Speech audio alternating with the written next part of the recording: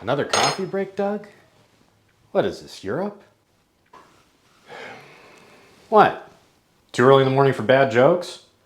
Don't tell me you're still sad that we had to fire Frank. Nah, the hell with Frank. Don't mind me, Bob. I'm just a cranky fuck today. I didn't notice. You're a cranky fuck every day.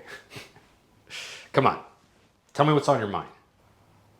Well, I've just been thinking about my son and come to realize that he's an even bigger disappointment than I ever could have imagined.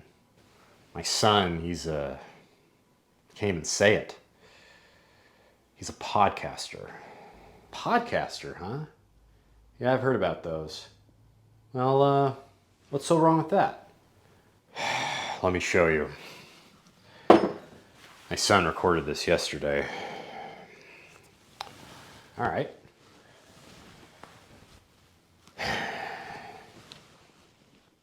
Okay, I want to bring up something right now that's really been confusing me. Public libraries are public, right? Anybody can get in? Yeah, they're free. Okay. And at these libraries, I heard there's computers there, right? Free computers? Yeah, I'm pretty sure there Free are. computers where you have access to day trading, right? Yeah, I guess so. Okay, then why the fuck are there still homeless people? Because they don't have money, they can't day trade. No, I get that. I get if you don't have money, but the thing is that let's just say I panhandle for an hour, okay? And let's say I make $10. There's people that make more than that in panhandling. Like, look it up. But let's just say I make $10. I go in the public library, I use one of the computers, I day trade for one day. Next day, I have $20. I double my money. Next day, I go in, I have $50. Next day, you know what I'm getting at here? Yeah, for sure. I'm starting to see what you're saying. Day by day, I'm getting richer. And why would I remain homeless if... Yeah, I sort of see what you're saying now. Yeah. Well, let me ask you this. Who's funding this whole thing? Who do you think? Well, there you go. It's easy. Just pull the plug on it. Problem solved. It's not so simple. Deborah won't allow that. So I take it that your wife isn't embarrassed by this. Oh, no, she is. But she told me, at least it gives Jason some direction. Ah, I see. I don't know why wives have to fuck everything up for us, but what if Jason were to abandon the podcast on his own?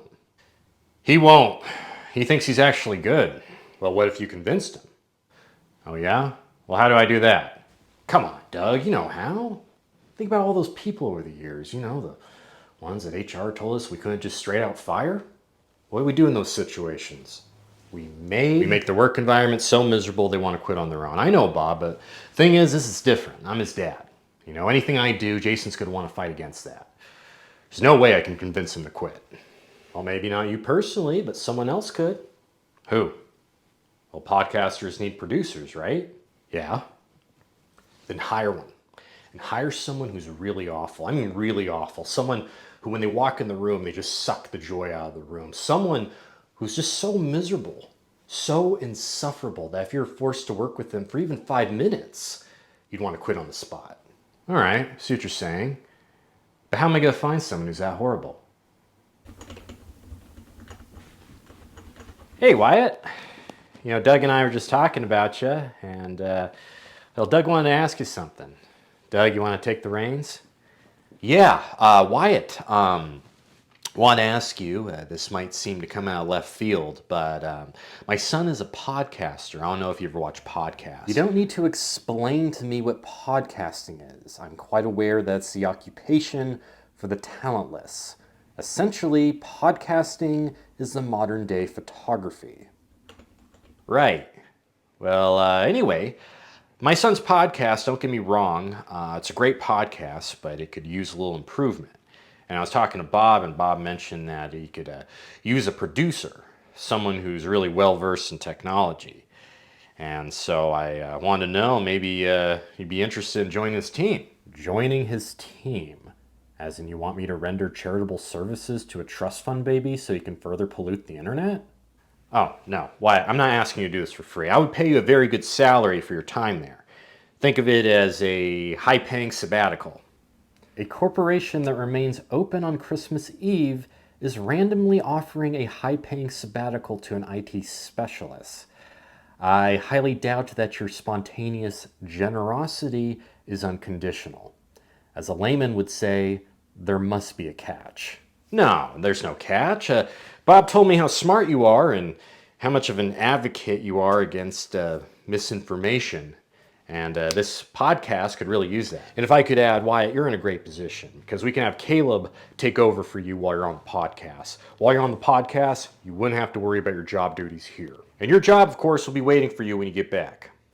To say that I am suspicious of your underlying interests would be an understatement. In fact, this offer is so bizarre and random that if this scenario was portrayed in a show, it would appear to be a very cliched and cheap plot device. Wyatt, listen. You work on that podcast for 2 months, I'll give you 6 months' pay. Bizarre or not, gotta admit that's a good deal. Become a sellout to corporate shills in exchange for an average salary. How enticing. Okay, I accept. Okay, wonderful. On one condition. When it comes to providing my expertise, I must have full liberty to criticize your son in any way that I deem necessary. Therefore, my language shall not be censored, even if such language brings people to tears. Wyatt, trust me, you will not have to worry about that.